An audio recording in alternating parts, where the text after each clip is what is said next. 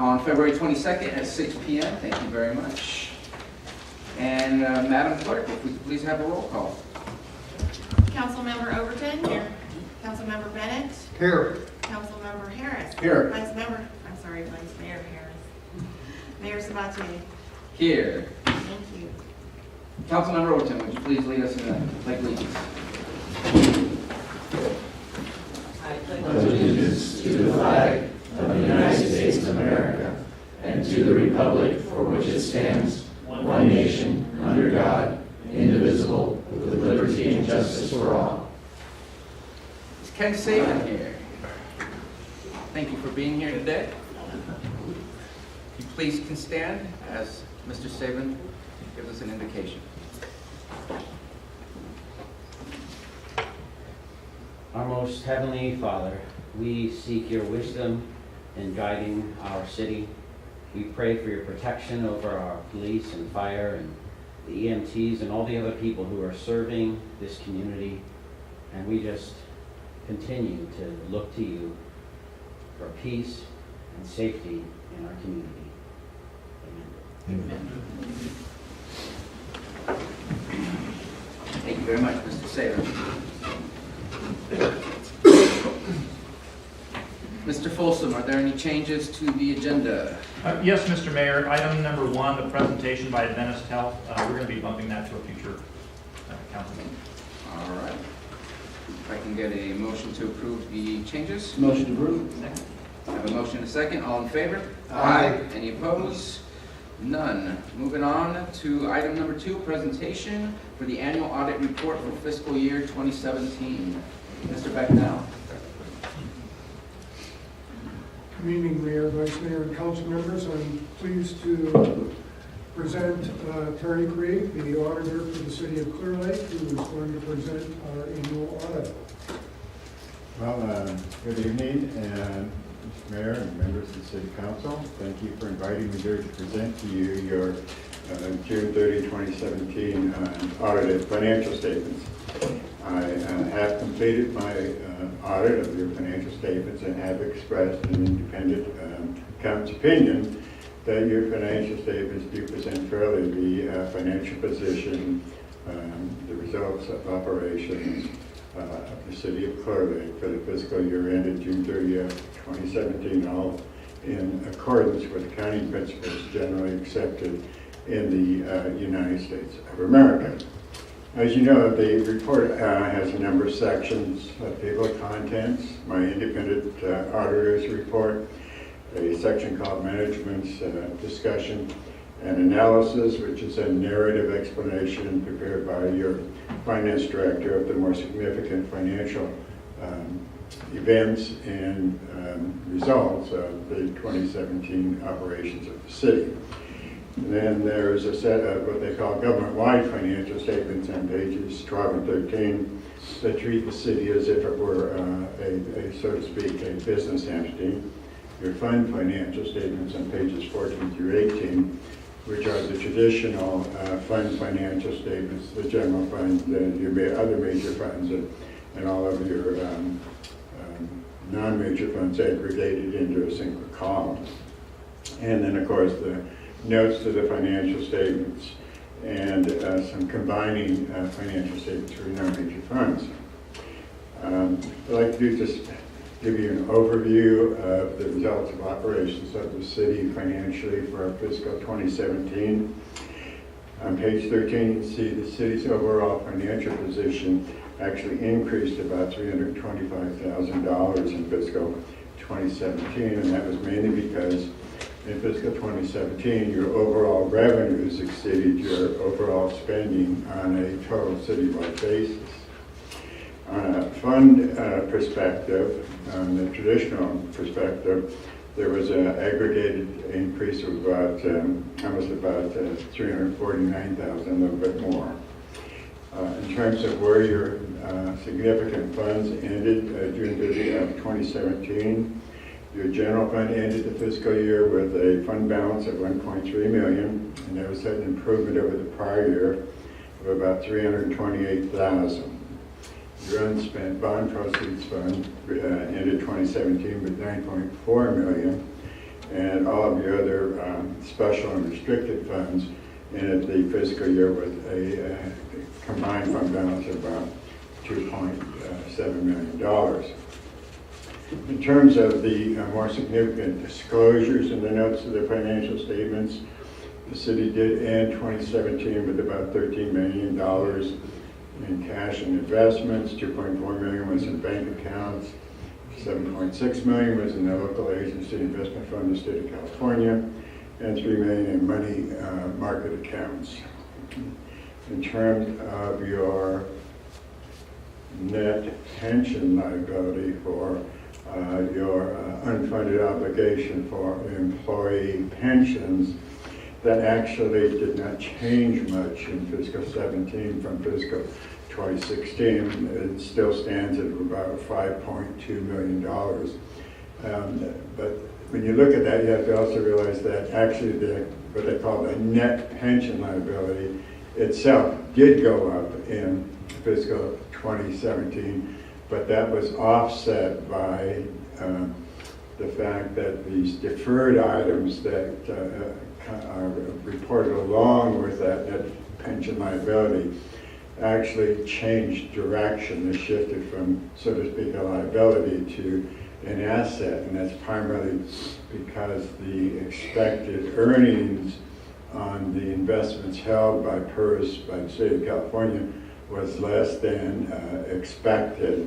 And rather than charge that all off in one fiscal year, they basically deferred it and they amortized that over to future years.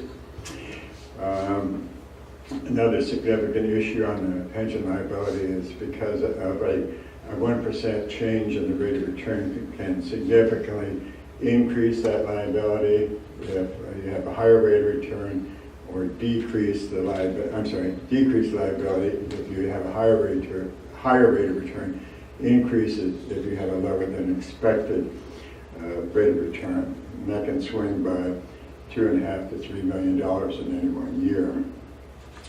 The other remaining item that's significant, I think, in the notes in your 2017 financial statements is that I believe in December of this year, the city refunded the successor agency tax obligation bonds.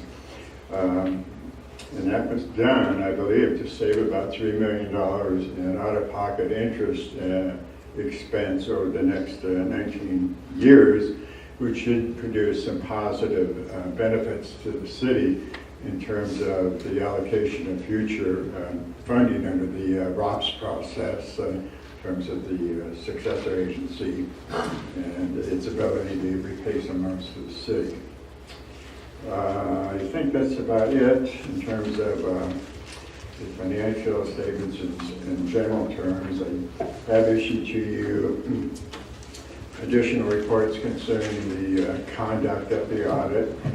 There was no specific difficulties in dealing with your staff or any specific significant problems with your financial accounting management system. And a matter of fact is that's my assessment that your finance director and your staff maintain your financial management system and financial affairs in very good order in a professional and accurate basis. That's it. That's about the extent of my presentation. If you have some questions, I'd be happy to give a shot about answering them. Are there any questions for Mr. Creek? Thank you for your presentation, sir.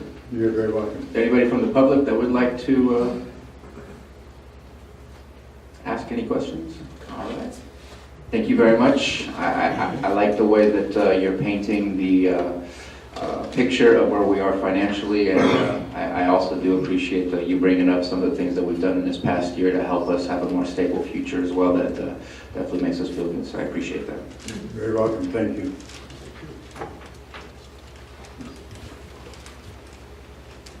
We'll move on to item number 3, a presentation by our interim chief, Tim Selly, of the Clearlake Police Department's annual report.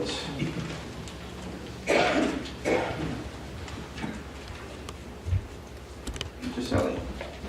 Thank you. Mr. Mayor, Vice Mayor, honorable members of the council, thank you for this opportunity to make this presentation. This was a special year for us.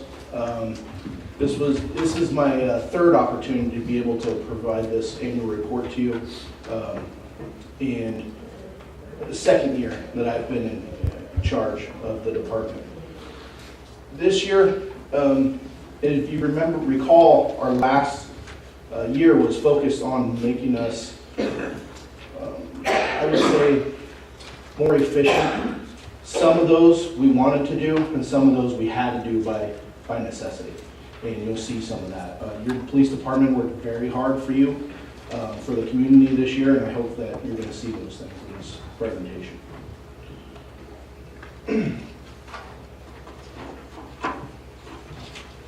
The purpose of this report is to provide transparency to the Clearlake Police Department. It's also to identify our accomplishments and also identify the areas we want to improve. It is also, I believe, that in order to affect change, it is important to understand where we've come from. Our mission statement. Hopefully, as we go through this report, you'll see we're carrying on our mission. Our mission is to enhance public safety by providing professional, trustworthy service in partnership with the community. This year, we also developed a vision statement for our police department. The Clearlake Police Department is an agency of which our community and employees can be proud. We will strive to complete our mission by maintaining high standards without compromise to honesty and integrity while enforcing the law fairly and impartially. We will develop effective professional partnerships with our community through empathy and compassion. In January, we started gathering information and data in preparation of this report. This report reflects the work of our staff during the 2017 year with some statistical comparisons from 2016. This report will provide a snapshot of some of the challenges and accomplishments during the 2017 year. Our budget. The Clearlake Police Department budget is primarily made of the general fund and Measure P. Measure P is a half-cent sales tax, which you all are aware, half-cent sales tax in the city of Clearlake. This year we had some increases to the budget for personnel supplies and some contract services. The general fund provided approximately $2,981,200 to fund the PD. This equates to each citizen paying approximately 53 cents per day for police services in the city of Clearlake. Measure P provided an additional $867,425. This fund is used for frontline police services only. Together, they equal approximately $3,848,625. It's important to understand, all but approximately $410,844 is used for personnel costs. Staffing. I would like you to understand that calls for service are constant and they do not have respect to our staffing levels. Staffing levels do affect how we are able to respond to calls for service, and they also affect our proactive enforcement and efficiency.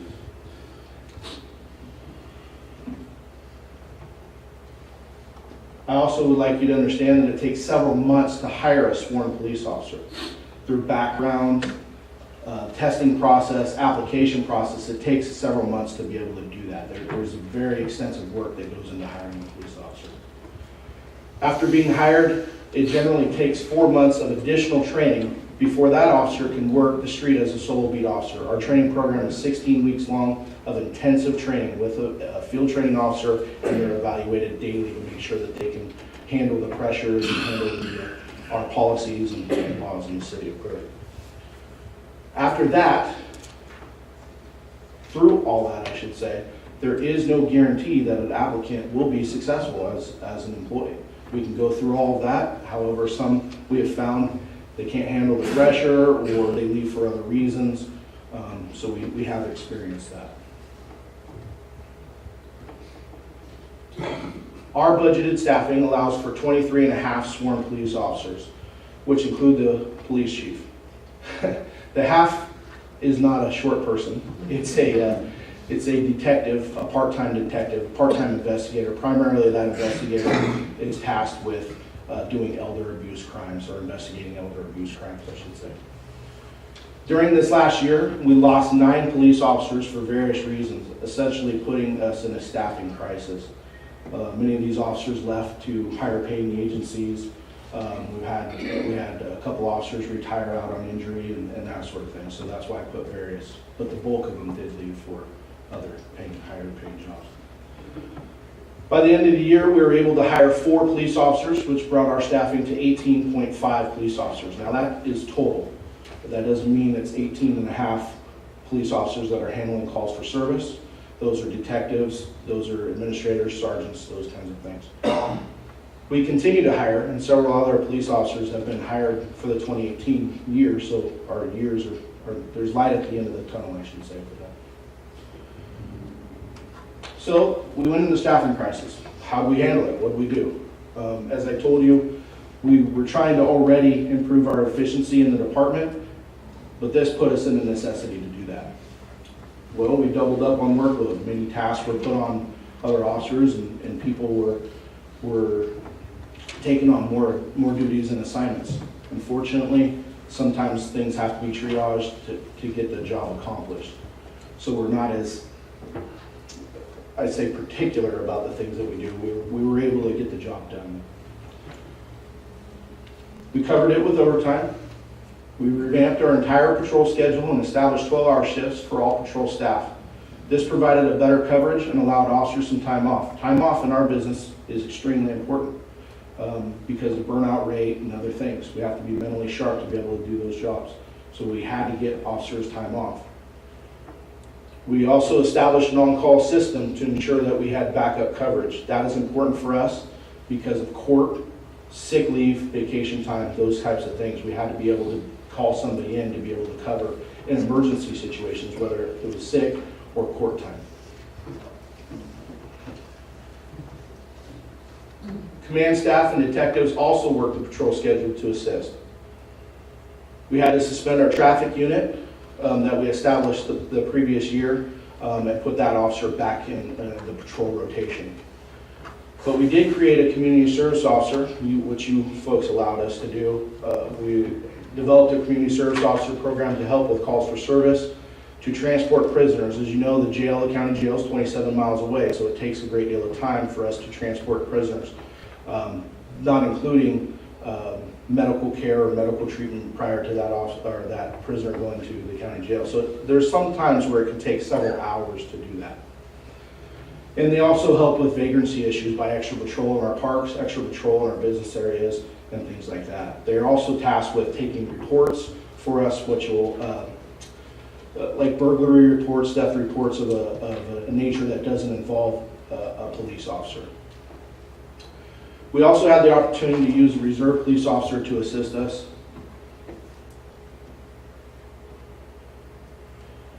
As you know, we've struggled in the past with police dispatch.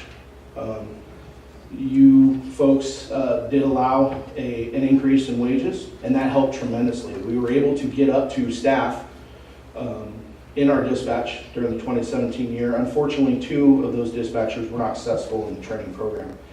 Once a dispatcher is hired, they still have to finish a training program. Sometimes they can handle it, sometimes they can't.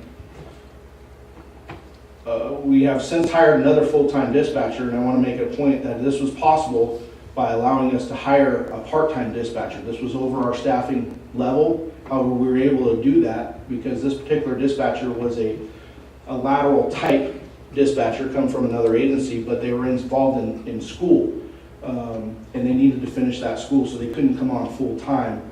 So we were able to hire this person as a part-time dispatcher. And when she finished her school, she came on full-time. She's hired full-time now. We also have another applicant that is currently in background and is anticipated that we will be up to budgeted staff in dispatch in just a few weeks. Here's a photo of our dispatchers. We have a dispatch supervisor, Sherry Van Ness. We have Melissa. We have Casey. We have Wendy. We have Jessica. And Nikki is in the picture. She's not a dispatcher, although she was previously a dispatcher, and she does help out in there sometimes, but she's our evidence tech. Animal control. In my previous presentations, I haven't included animal control. They are supervised by our police department. We have taken a more active role in animal control this year. If you might recall, Some of the kennel and operations with licensing and everything was done by the ASPCA in the past. Now it's all encompassing in the city now, so we take on those duties. Animal control is currently supervised by the detective sergeant. It's important to understand that he is a detective sergeant, but he's also acting as our support services commander. So he's in charge of animal control. He's in charge of investigations. He oversees, with the help of the supervisor, dispatch and also evidence. The Animal Control Division has historically struggled with staffing issues. We are currently rebuilding and have increased personnel levels to 2 animal controls. Also, through the budget, we identified that we were able to hire 1.5 kennel technicians. Unfortunately, we lost the kennel technicians recently. However, we just hired one today, which will start this weekend, part-time. So we are going to be reviewing that as well. We also have a part-time office assistant, mostly helps out with adoptions and licensing and things like that. We also were able to use volunteers to help out with kennel cleaning and walking dogs and things like that. In 2017, Animal Control handled 1,056 animal incidents. They took 27 cases, impounded 393 animals, issued 76 notices of violation, 10 criminal citations, took 88 bite reports, and issued 196 dog licenses. I believe that we are going to do better this next year coming up with those statistics.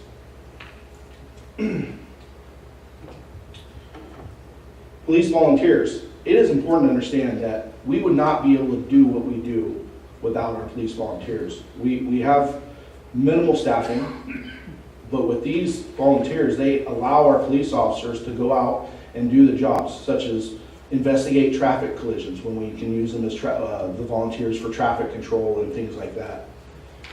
Volunteers provide volunteer services for a variety of functions. For the police department, some which are traffic control, extra patrols, subpoena services, clerical duties, and it's important that you are not a loan program for seniors and for elders. They make thousands of phone calls and check on those people otherwise that are living alone.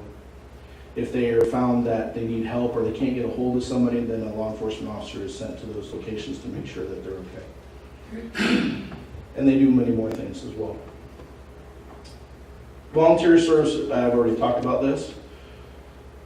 This year, volunteers have logged 4,732 volunteer hours. That's tremendous for us. If they weren't there, those are duties that we would have to do as paid staff, which would very much limit our efficiency. There's some of the volunteers. We held our department meeting recently. It was at 6 a.m. for some of the folks that don't know military time. But these are the ones that could show up, and we very much appreciate them and their efforts. All of our volunteers do a tremendous job. I want to talk a little bit about our activity. It's not enough for us to say the police department is busy. Everybody knows that it's busy. I wanted to give you some perspective of that. In 2017, police personnel at Clearlake Police Department handled 27,081 incidents. This equals 3.09 incidents per hour of every day, 24 hours a day. Now, incidents can take 15 minutes. They can take 20, sometimes hours. Depends on what the incident is. Those include calls for service and proactive enforcement. Taking into account our staffing level throughout the year, this means the average Clearlake police officer handled 1,805 incidents throughout the year. To put that in perspective, the average Sacramento City police officer handled approximately 468 incidents per year per officer. This comparison was based on their 2016 annual report information. So as you can see, just saying we're busy doesn't paint the picture. Hopefully that does. Sacramento City, that's our state capital. I use that as a comparison.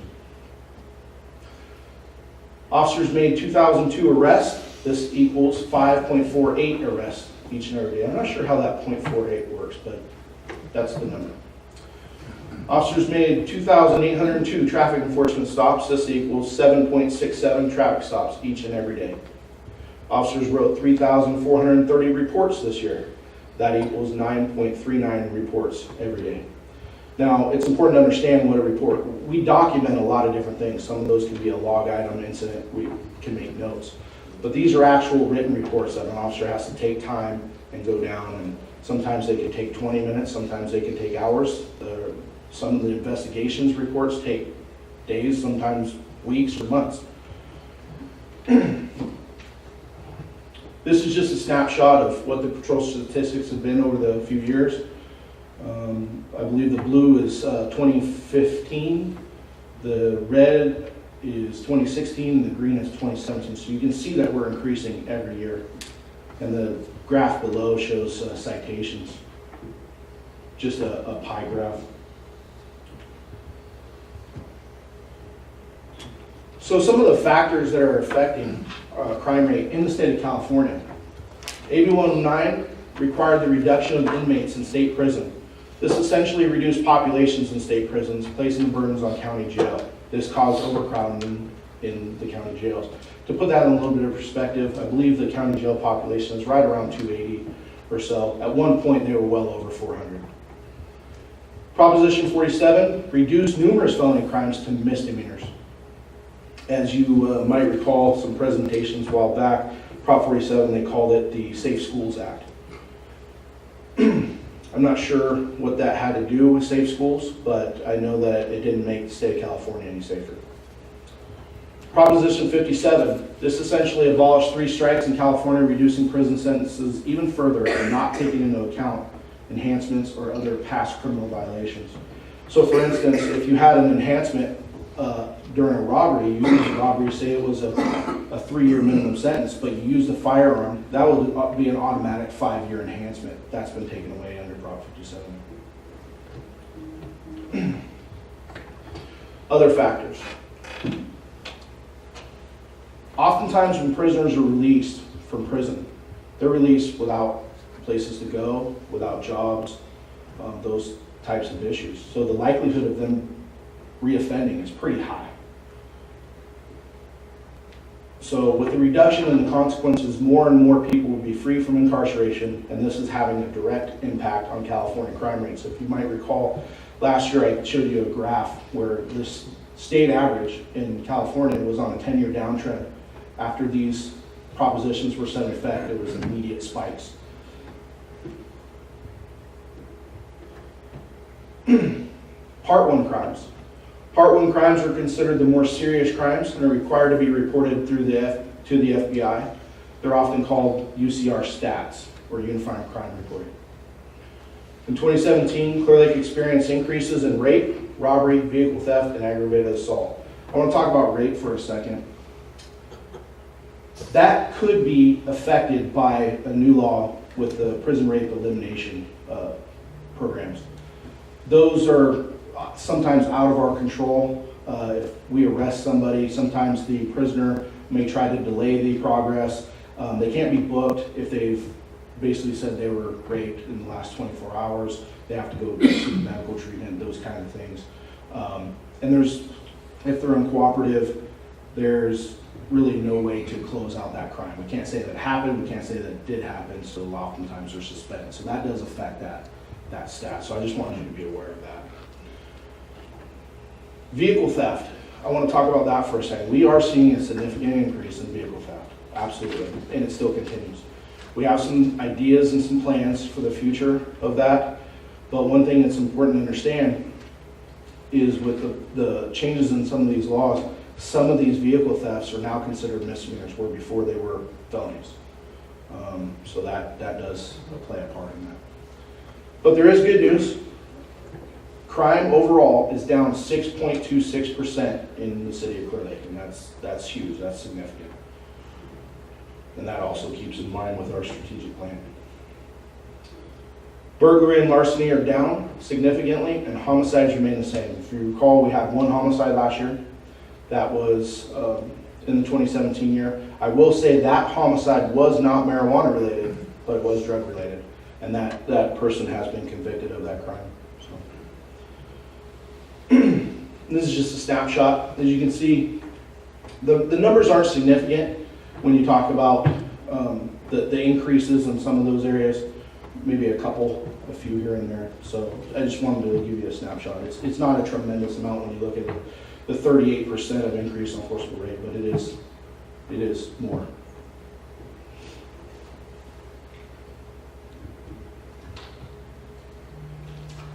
Other accomplishments besides the crime rate and things, we use grant funding and purchase spike strips for all supervisor vehicles. We started seeing an increase in pursuits, vehicle pursuits, and things like that, and we wanted to reduce some of that. So we used some funding to purchase spike strips and place them in all the supervisor vehicles. Previously, we only had one spike strip, and most of the time it stayed in the station, and it's important for those tools to be out in the field.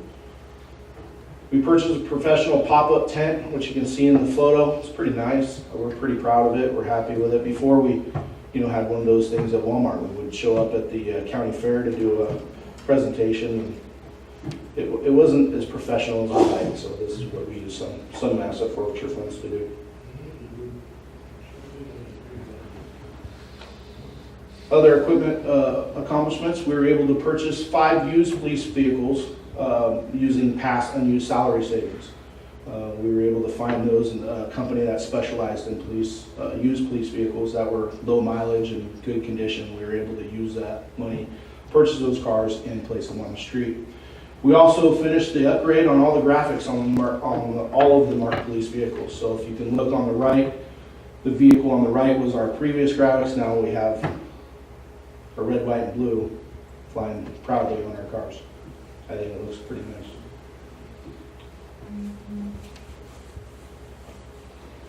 We used leftover funds from AB 109 to purchase rugged laptop computers and the programming so officers would have access in their patrol vehicles. That's something we haven't had for lots of years, and it works towards our efficiency. Officers can see the calls, they can go to the calls, they can respond in a timely manner.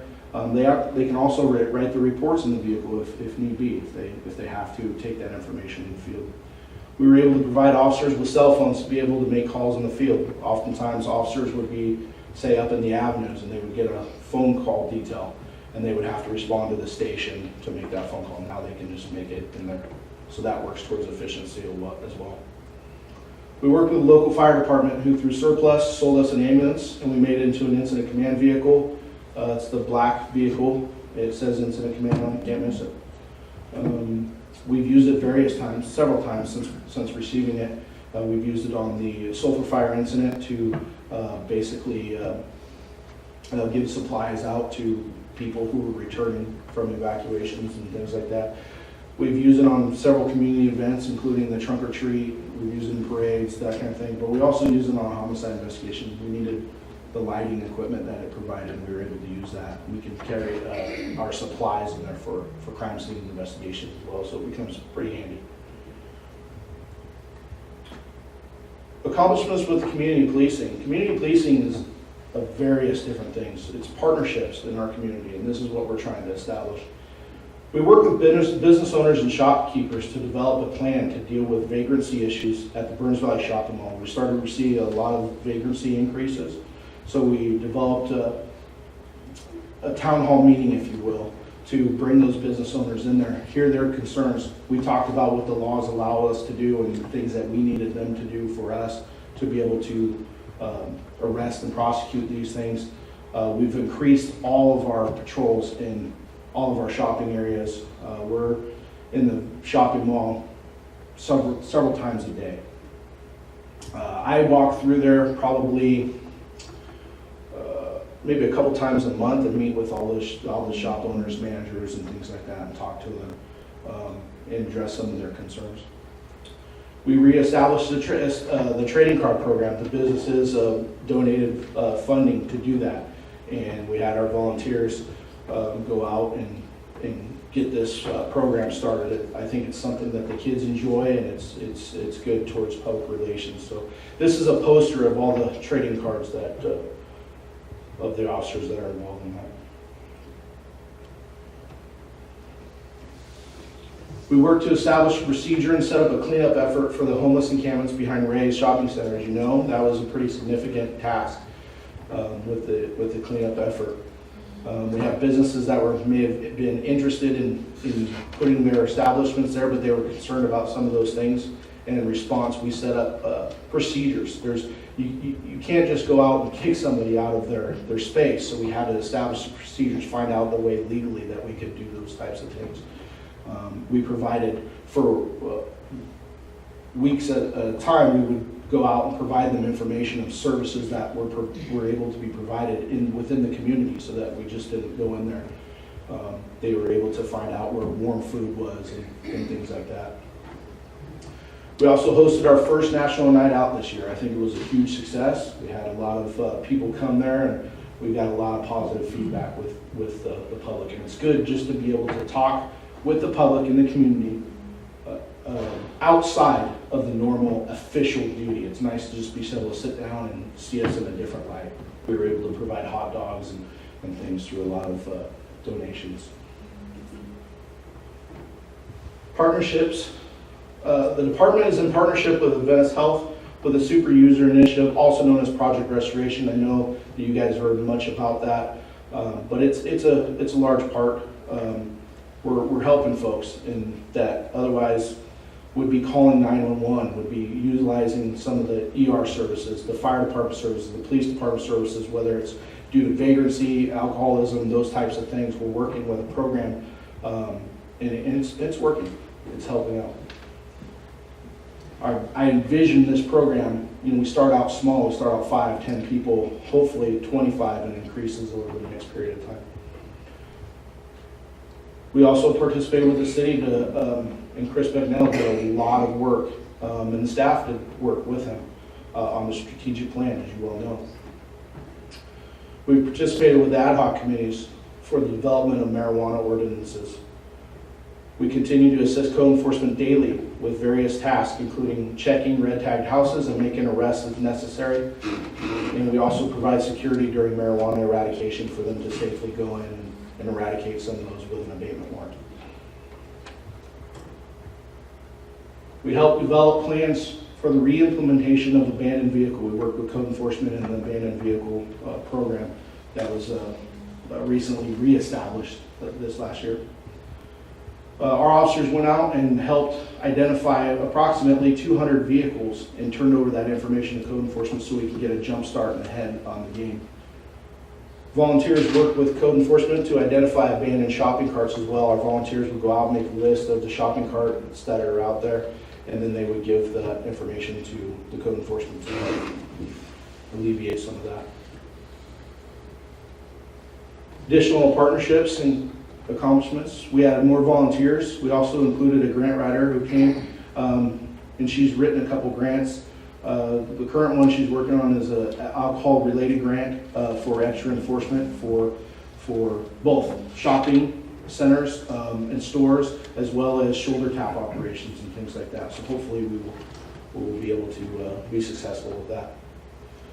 As I talked about, we established a community service officer program. We added a school resource officer this year. We had one previously. This was another addition to the school resource officer. Unfortunately, we lost the first ones, and now we have one. So hopefully in the future, we'll be able to add to that. This is pretty significant. We, as you recall last year, we were able to reestablish an Explorer program. We sent the Explorers to an academy in the Bay Area, Explorer Academy. 2 of our cadets graduated with top honors. One was overall top cadet, and another one was awarded a top honor for physical training.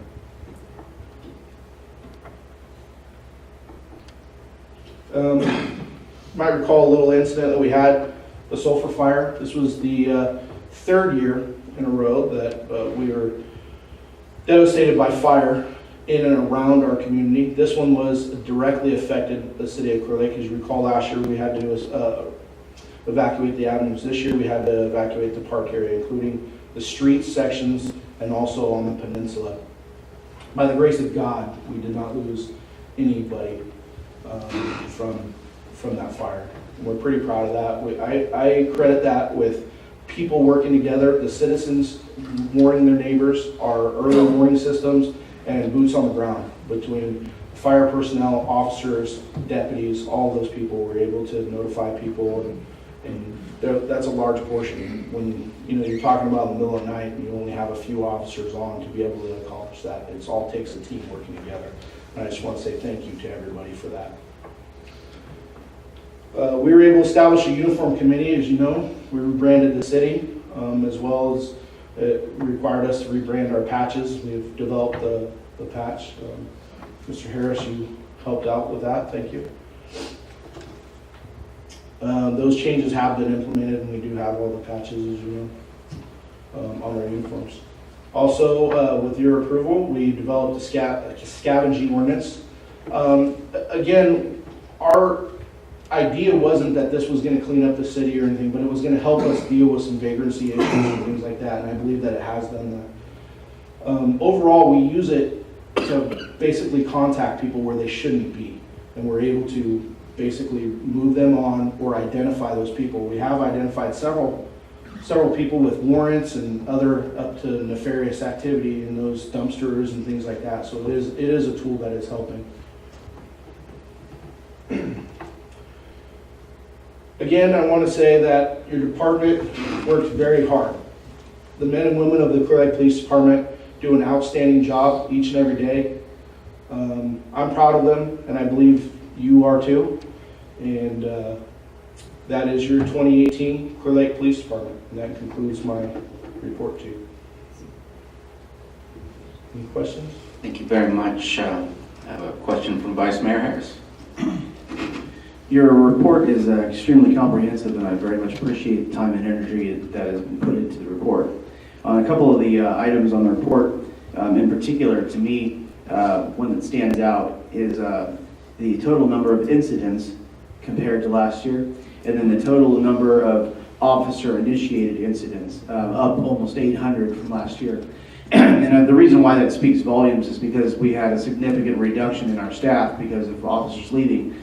But seeing an uptick, a substantial uptick in officer-initiated incidents means that we're making an extremely proactive approach at policing.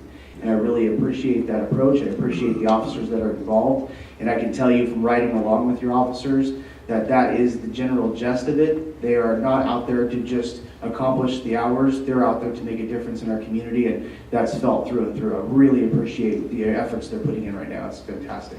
Thank you, sir. And it's you're building a really remarkable team. I appreciate it. Yes, we are. Thank you. Any other questions? I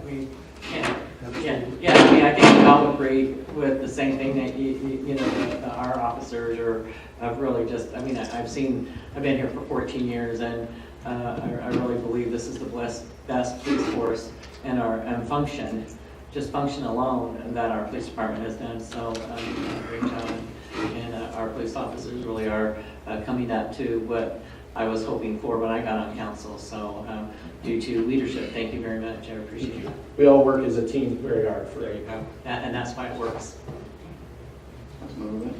I can only agree with what both council people said. It's an uphill battle with what is going on in our state, with 109 and different propositions that are making it a haven for our criminals to run rampant over us. Our officers and dispatchers and staff as a whole have a great attitude, and kudos to each and every one, and our volunteers. Those volunteers, by the way, the officers are out there breaking their ends 24 hours a day. Those volunteers are sometimes called at 2 or 3 o'clock in the morning to secure a crime scene or an accident scene, sometimes in freezing weather or pouring down rain, with no salary, no nothing, but maybe one of you breaking loose to get them a cup of hot coffee. Yes, sir. They're awesome. Yes, they are, and we love our volunteers, and we would not be able to do what we do without them. We couldn't. I have a question and then a couple comments. One question is, we're seeing here our total percent change of crime in our city. Can you please let us know what the increase in crime or decrease in crime in the state of California was? I did try to find that information. I believe it's a little bit early to tell that as far as the 2017 comparison. I did try to do that, but if you recall my presentation last year, we were able to keep our crime rate at 8% where the rest of the state was at 16%. I don't know how that has affected this year, but I did try to look at information up for you. One of the comments I have is I was looking at your presentation while you were going through it, and it's been going through my mind that every single city is dealing with a homeless population increase. And as I see AB 109, and I see Prop 47, and I see Prop 57, people being released without abilities to get jobs because of their criminal history, people who are going home to no homes. To me, there's a big correlation between the two, and the fact that the state of California is being hurt so hard by this increase in population. And so I would like to see us connect those two when we talk to our representatives at the state to see how much that we can get some help from them to the homeless population could be a direct correlation to that, and seeing how they can solve that problem to help us out, because it's not something we can take on our own. Another comment, I'm not going to give a name of your officer, but I know this to me speaks volumes of the level of professionalism and dedication of your officer. During the sulfur fire, I was with your department in the office trying to figure out what the plan was, what was going on, when the repopulation was going to happen. And then one of your officers was standing around, and there was a question of, how's your house? It's no longer there. But yet your officer was in the office, in the room, probably worked a full 12-hour shift, if not longer. And later on, I think it was 2 days later, still somebody who's obviously going to be emotionally affected by this, watching him deal with juveniles in the Safeway parking lot, and keeping his cool and having a good attitude and doing the job that he's supposed to do. And in those types of circumstances, I definitely want to give kudos, because that really gives the image of your department right now. And I think that speaks volumes. I think that's all I have to say, but thank you very much for the presentation. I really appreciate it. We look forward to have a full department again soon. Yes, we do, and we're gonna increase that volume of our calls and with our personnel, and I think that in the future things are gonna be different. All right. Thank you so much.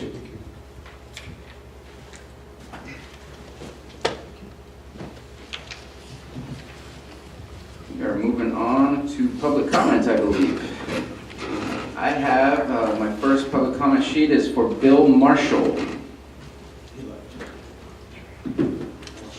All right, it looks like Bill will hopefully be back for the next meeting, so I'll move on to number 2, Cheryl Almond, for a community watch meeting.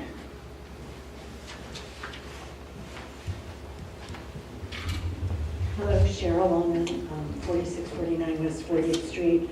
I'm here to remind everybody that we have a community watch meeting on Tuesday, that's next Tuesday, the 27th, at 6:30 p.m. right here in the council chambers office. I thank the city for allowing us to do that. Our focus is going to be to try to gather information from the community about their concerns and what those top concerns are, so that we as a team, both the community and the city, can work together to try to find solutions. So I encourage all of you to join us if you can, as well as the public. Thank you. So that's February 27th at 6:30 here in the chambers. Correct. Thank you so much. Moving on to number 3, I have Shirley Kelsey on Highland Senior Center. Good evening, Shirley. Good evening.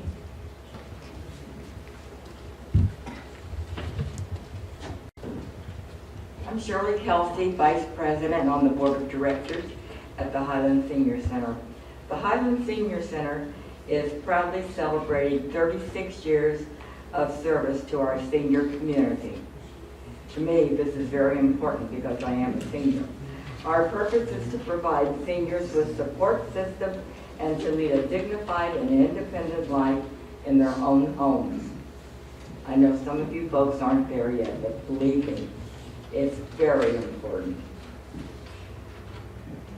These are homebound seniors, and they get a very nutritional meal every day, 7 days a week.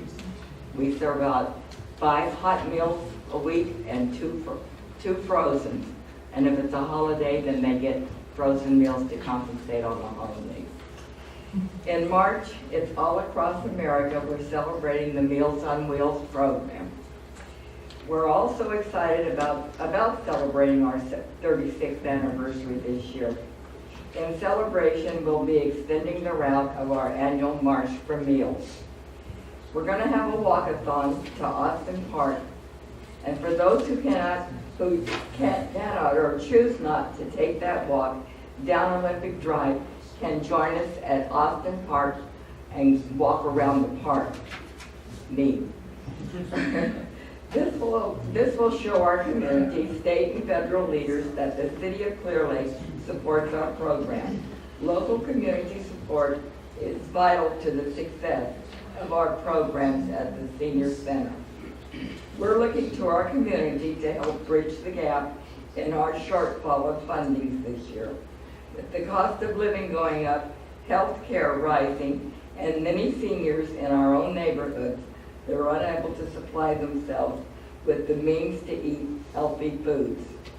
Please join us in our walk and bring awareness to the meal and activities the Highland Senior Centers provides to our community. We're going to be having lunch at the center on March 17th, 2018, and we're going to be having corned beef and cabbage. Don Anderson, the district attorney, is going to be our guest speaker. We're also going to be having booths set around the senior center, and these are free of charge. Anybody that has things that they want to sell and this type of thing, they can set up a booth or information. I'll be manning one of the booths. I'll be there. And this will be vendors can set up at 8 o'clock and the doors will open at 10. And we hope to see everybody there. I do have, if anybody in the audience would like a pamphlet on being a vendor or any questions, feel free to either come by the center or call Joyce Overton, our director, or myself, or anybody in the center, and we'll be happy to help you. Thank you very much. Thank you so much. Is there anybody else from the public that wishes to speak on an item that is not on our agenda? All right, we will move on to our consent agenda. Is there any items that anybody on council wishes to pull? Seeing none, is there anyone from the public that wishes to pull an item off our consent agenda? I'm going to bring it back for some action. Make a motion to accept our consent agenda as written. Second. A motion and a second by Councilmember Bennett. All in favor? Aye. Any opposed? Motion carries. Moving on to business, item number 6. Mr. Folsom. Thank you, Mr. Mayor. So this is the second reading of our commercial cannabis ordinance where we were talking about clarifying where cultivation would be allowed. At our last meeting, the first reading, we amended it with the following language. The commercial cannabis cultivation is allowed on either side of Highway 53 in the CV zones when all cultivation activities are conducted entirely inside a building utilizing no natural light. Commercial cannabis cultivation is also allowed on the east side of Highway 53 in a hybrid greenhouse. On properties adjacent to Olympic Drive between Highway, and that, just to clarify, that's State Route Highway 53, not Old Highway 53. And Lakeshore Drive, commercial cannabis cultivation is only allowed in a C4 zone. And commercial cannabis cultivation is not allowed on properties adjacent to Lakeshore Drive between Highway 53 and Olympic Drive. And again, that's State Route 53, not Old Highway 53. In front of you, we have given you this particular map that is identifying the parcels that we have identified based on that. But I do want to point something out to you because we haven't, the way we've interpreted adjacent doesn't necessarily mean abutting the road. So if you look at that area on just to the northwest, so you see where Burns Valley Road is and that green line that dips down south, so that's Old 53. You see how the cross-hatched area is slightly higher than on the left side. That would be like where the cinema is and the warehouse and some vacant property. We're including that as being adjacent. If you have a different interpretation to tell us, let's clear that up now so that we can get it right. Also down further south, and I better point to it.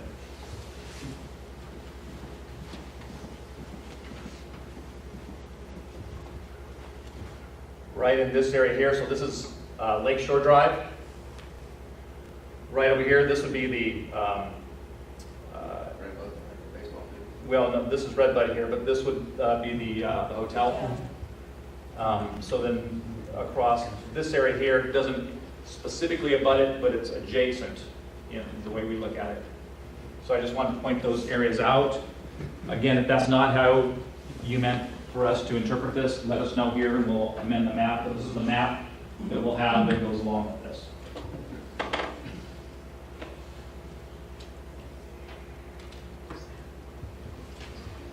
And so the staff recommendation is to hold the second reading of ordinance 203-2018, read it by title only, waive further reading, and adopt the ordinance. And that concludes my report.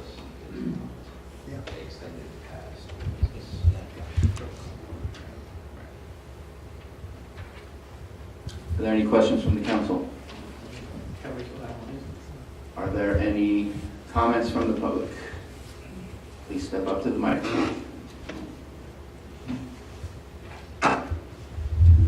Good evening, Chris Jennings. Not to slow your guys' roll with getting this second reading in place and getting it official, but I understand lobbying efforts to allow C4 zoning on Olympic Drive, basically, but you also have a lot of the large parcels of land by Bull Rocks Lake that people own and could do a lot of things with. And if we're held to the same standard that you got to be odor-free, out of sight, out of mind, out of smell, all of that, which can easily be achieved within a greenhouse. Dealing with the same situation myself to prove that matter. I don't understand why we can't have people further off the beaten path be allowed to do what they want to do, unless I'm not interpreting this map correctly. I think you're not interpreting correctly. I'm going to bring it back to Mr. Folsom. Yeah, let me go back to the Like clarification sometimes, sorry. So if you're in an RP zone, you're still allowed to do it on either side. Okay. It's just if you're in the C2, it's not allowed along, because it's allowed in the RP, the C2, and the C4. Gotcha. So, but it's not allowed along Lakeshore. Yep. It's not allowed along Olympic, except on Olympic in the C4. But the RP is still allowed, but there was no changes to the RP. Gotcha. And it's not allowed in a hybrid greenhouse. On the west side. West side. That's what I'm trying to say. That's what I'm trying to clarify. Thank you, Phil. Yeah, thank you. So what I'm trying to say is there's large parcels of land sitting over there by Borax, and if everyone's held to the same standards that there's an odor mitigation plan in place that you have to abide by, and if you don't abide by that, then you're in trouble and you're not going to be able to do your thing. Why is it such a big deal to not allow someone to be in an RP zone on large acreage? I'm not trying to throw anyone on the bus, but you have a commercial facility surrounded by a neighborhood, or you have 20, 30, 40 acres surrounded by 20, 30, 40 acres of open land. You're going to have way better setbacks, better everything at the end of the day when it comes down to it. I just think that's something that should be put in discussion. I know probably should have brought it last time at the first reading, so that way we would set you back, but I don't know. I feel there's essential majority of you guys on here at Economic Data Plan on cannabis in Lake County. You guys see the numbers, they're factual, they're there. If we're really concerned, I know our chief of police concerns security. I know we also have concerns of people's in the neighborhood. I just don't understand why a warehouse in the middle by homes is able to basically be okay, or other type C4 properties are okay, but a property that's sitting on 40 acres and they're going to have way better setbacks and way less issues. How come someone in that area couldn't potentially do what they want to do. It doesn't make sense to be on 20, 30 acres and build a giant shop to do indoor when you can just do a hybrid greenhouse, and these greenhouses cost more than these shops that people are building, and we go through the same standards. I just want to put my 2 cents out there about that. Appreciate it, thank you. Thank you. And so we didn't make any changes to that, that's how it was originally. Correct. Anyone else from the public wish to speak on this?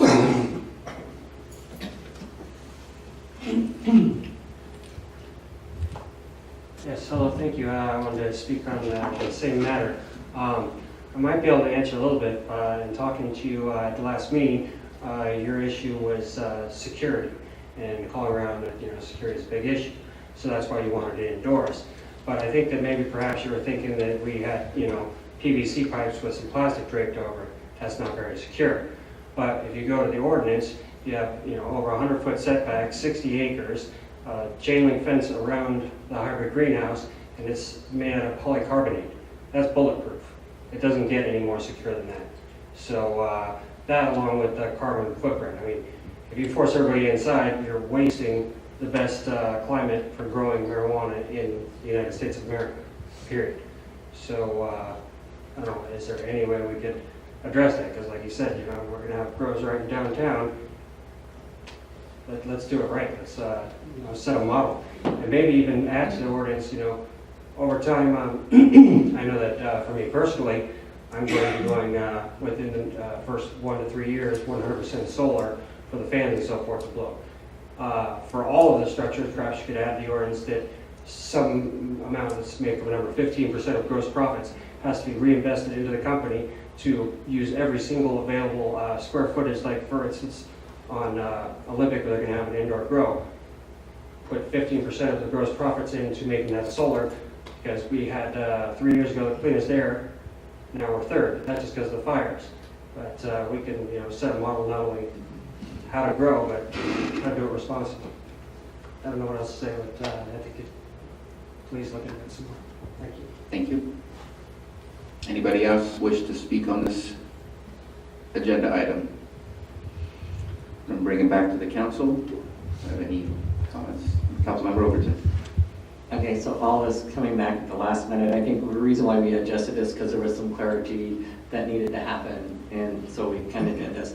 I mean, just been to the planning commission, really wish you guys would have been there, at that time, putting these things out, because that's why it goes before them first. I like to just really see what, I mean, I know the property that Jeremy's talking about in Borax, it is out there, but I know people that live out there too that don't want to stick with the plan of the building. And you're saying that that the buildings cost more than cost less than what Jeremy was stating you just said that. So I don't know if you meant that or if you meant it the other way around. So I think their problem is that they don't want to build the buildings. They just want to have it in the greenhouses, but I'm not so sure that people out there are going to go with that either. So we're going to start changing things, and we need a whole another discussion. Councilmember Bennett. I think the ordinance, as we discussed last meeting, is as far as I'm concerned, a reasonable compromise. I changed my stance somewhat, quite a bit as a matter of fact, but it was a compromise.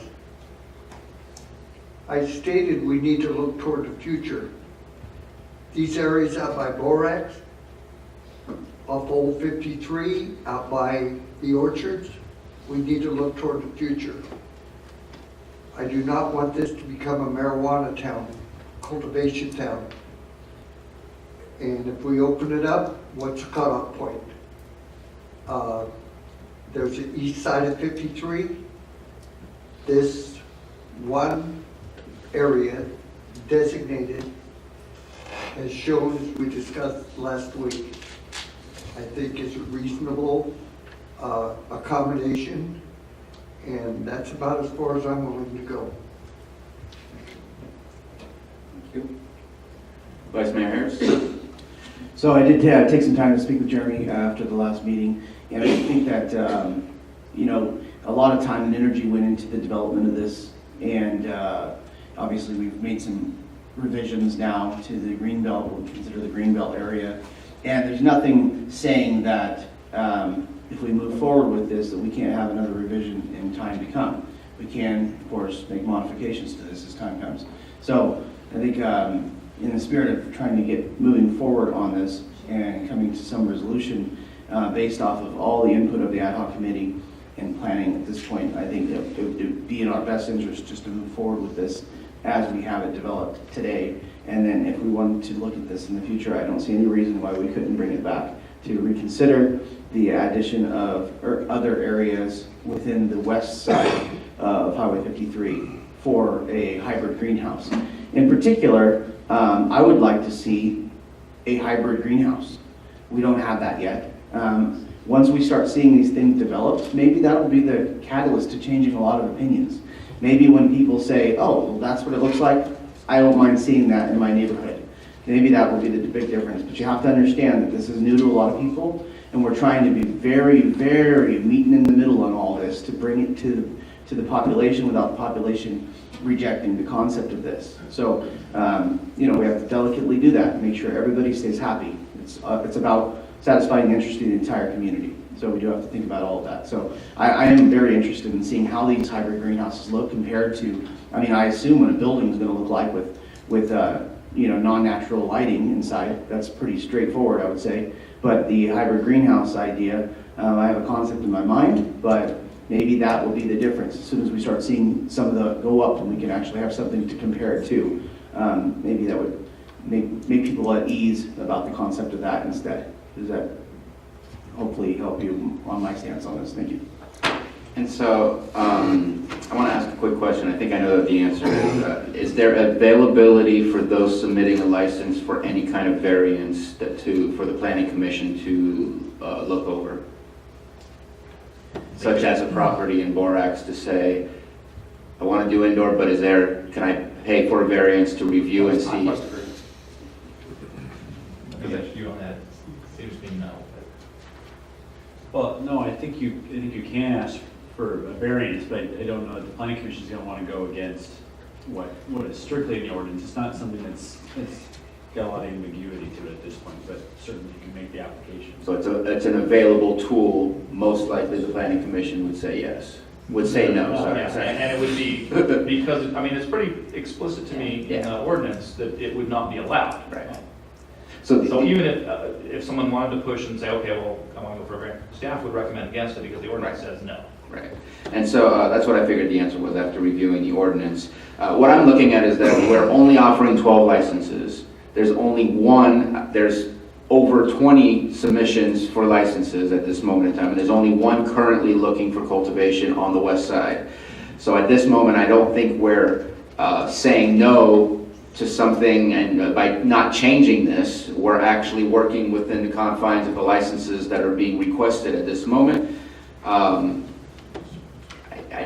think we need to stay where we are and review for the year and see where we stand and see if there's any future changes that need to happen. I don't want to slow this down any further. I think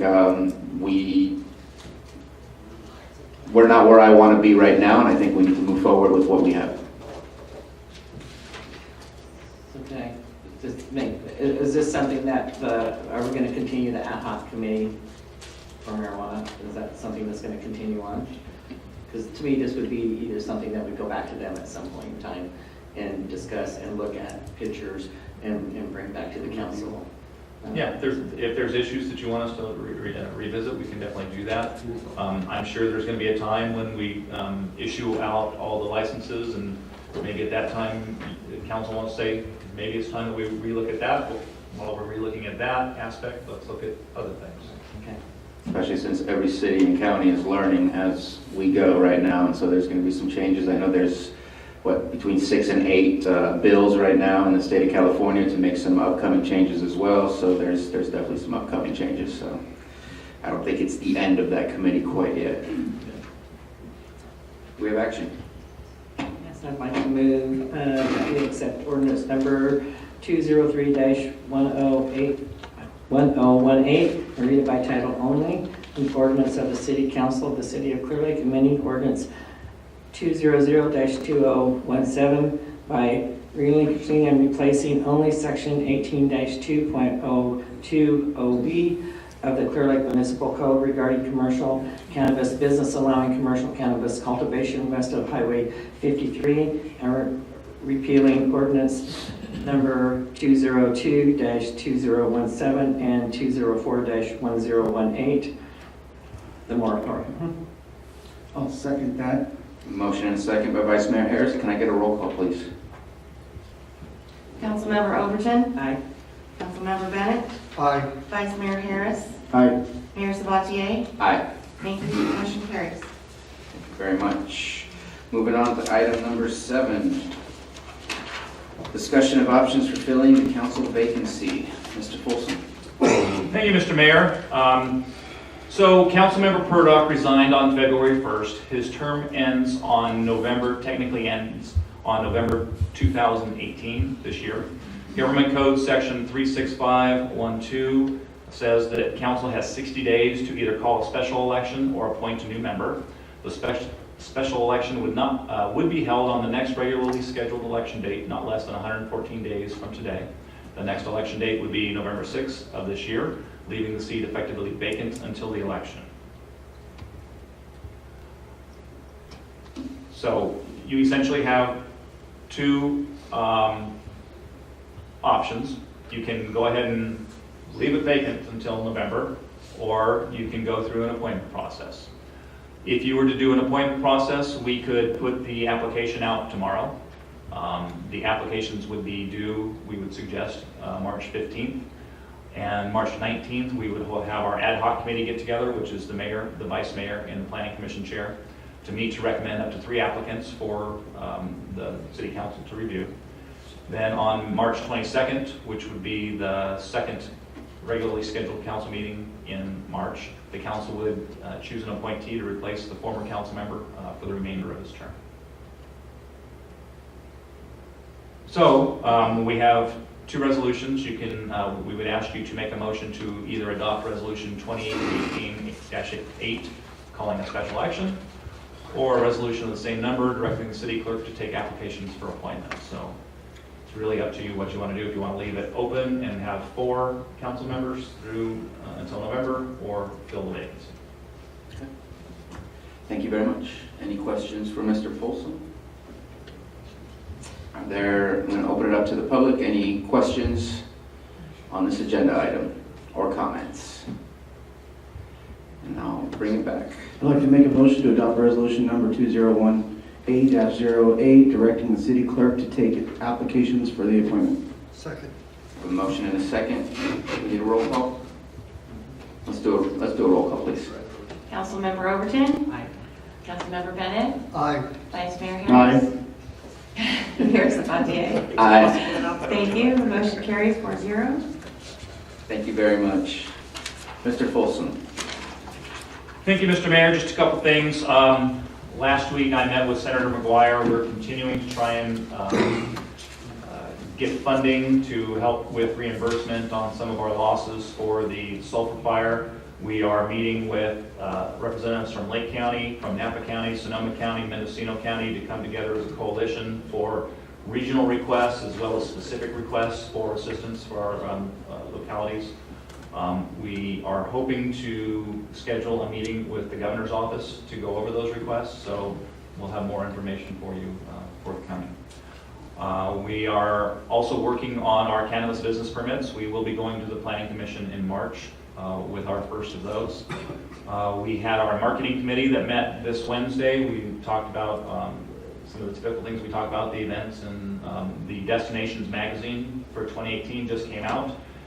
So we went through that. If anyone hasn't seen that yet, you can go pick that up at the Visitor Center here in Clearlake on Lakeshore Drive. Let's see, I had quite a long meeting with our Lake County Economic Development Corporation this week, talking about a number of things. We will be going to ICSC, which is the International Council of Shopping Centers this year, to promote Lake County and try and bring in more retailers and developers into the area.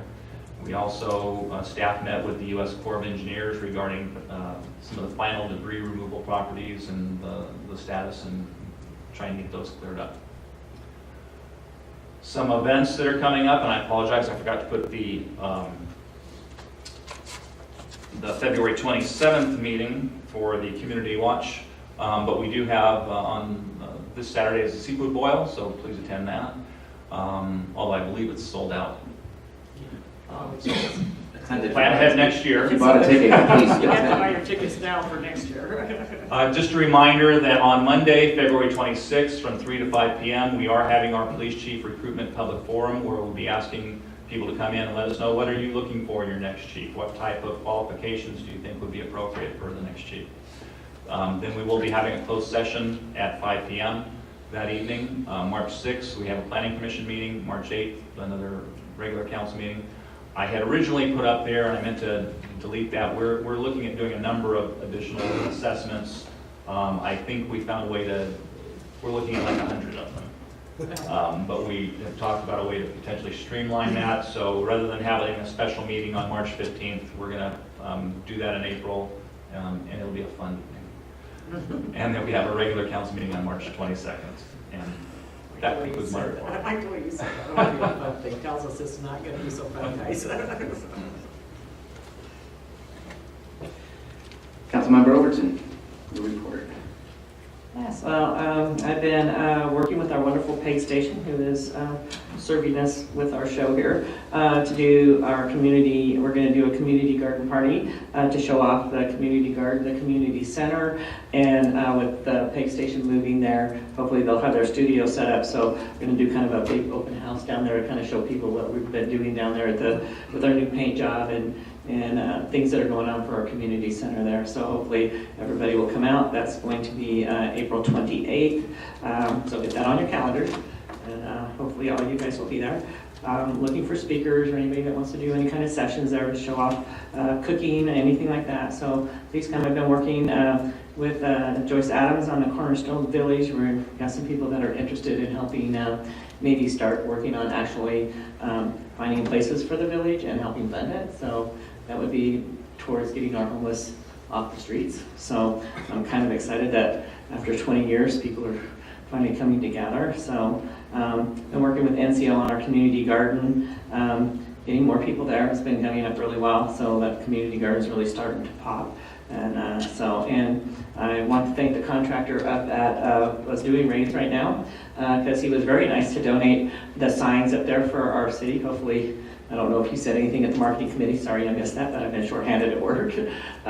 Really nice signs that we were able to use throughout the town if we want. We'll be having one down at our community building to put the names of the people that support our center there. Hopefully the chamber or the visitor center, I believe, will have one too.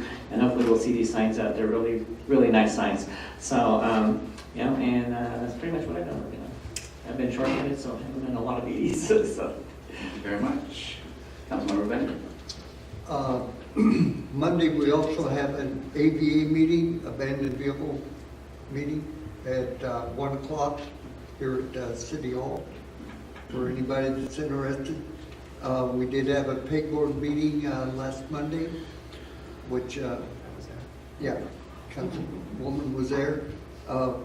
We had a great presentation by museum director connected with the Lower Lake Schoolhouse and Gibson Library, where we're going to partner with him on doing an oral history of Lake County, including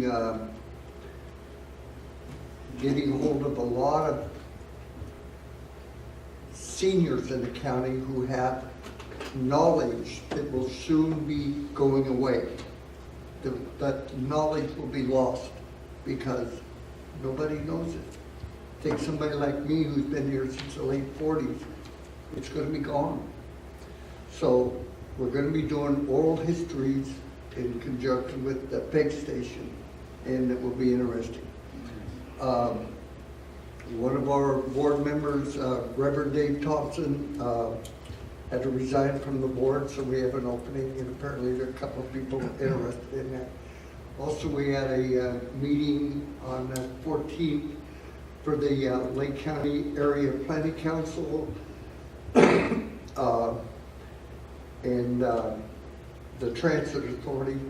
A lot of exciting things going on around the county as far as Caltrans projects and the SB1 funds that are coming into rotation shortly. Because we are a self-help community with our Measure B funds, we will be seeing approximately, I believe, $100,000. More than that. More than that. It's several hundred thousand, yeah. Several hundred thousand because of our passing in Measure B funds. As a self-help city, had we not done that, we would have lost out on that funding.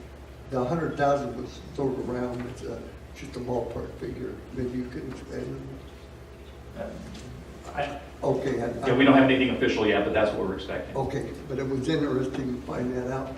So what we did to help ourselves continues to help us. So, and that's about all. Thank you very much. Vice Mayor Harris. I did attend a couple of events that went on throughout the county. Actually, I went to Silpriest Theater for a poetry night. A lot of youth in our community came together to read their poetry. It was fantastic to have a couple of kids from our community representing. One actually from our school district, so it was nice to go there and support her. I also attended the Stars of Lake County, which was a great event. Give a lot of credit to a lot of great things that are taking place in our community. One of those was a star for CC4C, which is near and dear to my heart. CC4C, the members of that group, obviously do a ton of work for our community out of the goodness of their heart, and to see them represented for that and rewarded for that was fantastic. I did some ride-along time with our men and women of our police department. And I encourage anybody in our community who ever has an interest or a question about how the police department operates to take the time and make yourself available. And they are more than willing to receive you and have you come along with them and see what they do on a regular basis. It's pretty incredible.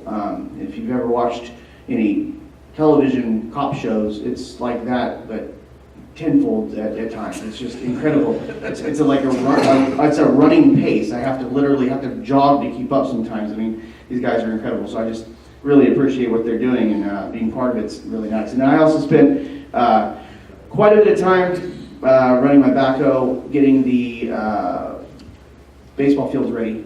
Our season's almost here, and we got all the roads prepped and stuff. And I thank the city of Clearlake for sending some staff over to help get everything watered down and rolled after I got done doing my work. And when we take collectively the time to make the environment for our children that much better, it just sends a sense of pride through them. And I think when they show up and they start their season and everything looks really sharp and shipshape, it makes everybody a lot more proud of the organization they're part of. And that Little League services over 400 children in our community, and obviously we don't have very many things for children to do. So I'm very proud of having the Little League, and I'm proud that so many people come together to make that possible for our children.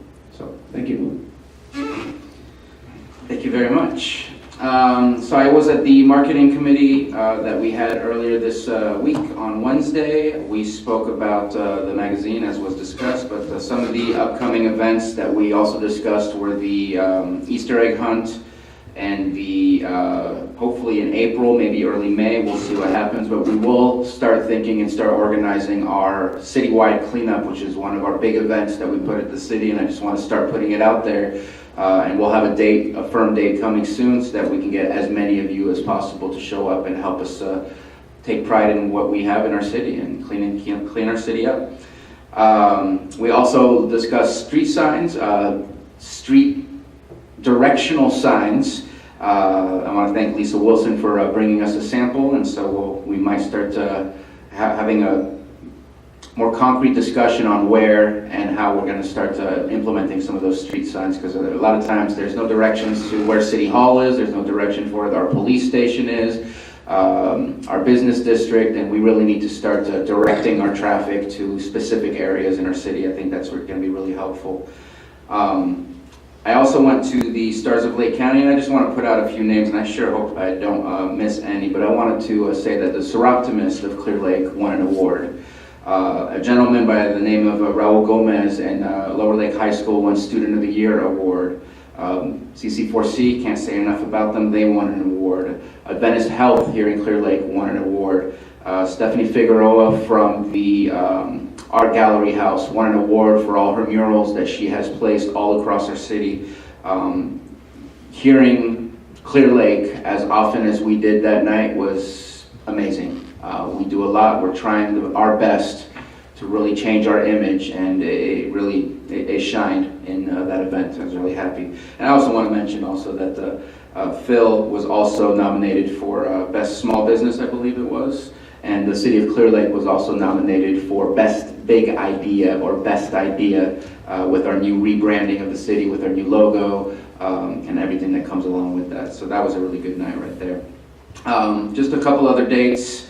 On February 26th, yes, we're having a meeting from 3 to 5 for the choosing of the chief, but also at the Youth Center, there's going to be an opening on February 26th. I believe it starts at 6 p.m., and that's the Youth Center over on Gulf Avenue in between the baseball fields and Redbud Park. Also on March 11th, which is why Mr. Harris has been working hard, that's going to be the grand opening for the baseball season. I know I plan on being out there, and I hope everyone else shows up as well to support our children and our youth that are doing their thing. This week we also sat down and chose our Animal Control Ad Hoc Committee. I want to thank everybody who put in an application. Hopefully you've received the email that I received as well to start setting up the meetings. We look to start in March. I'm really happy about that. I want to thank our staff. I've been having a lot of conversations. I want to thank Sergeant Schneider, who had a good conversation with myself and Vice Mayor Harris about the animal control situation. I've spoken at length with Mr. Herron about our road situation and other ideas on how it is that we can accomplish some of our goals. I sat down with code enforcement today as well to start just throwing out ideas and seeing what's possible, asking questions, because the more I know, the more I understand what's possible and what's really not possible and what's our obstacles. So I really want to thank staff for the time that they've been taking for that, because and as well, Mr. Folsom, who have taken quite a bit of your time. Our staff's working hard. We have problems, we know that, but we're also making great strides to fix those problems as well. Nothing is perfect, but we are definitely doing better than we were before, and I appreciate that. Other than that, I think I've got everything that I had on my list. I don't know why I had April 1st, but April 1st means nothing at this moment in time. It is April Fool's Day, and it's also my father-in-law's birthday, but I will end this meeting today. Thank you very much for coming. I enjoy seeing a crowd whenever we have a meeting. Have yourselves a wonderful evening. Oh, future agenda item, or you want to redo? No, just note we do have a closed session. And we do have a closed session that we will be going to after this meeting. Thank you, everybody. Any future agenda items?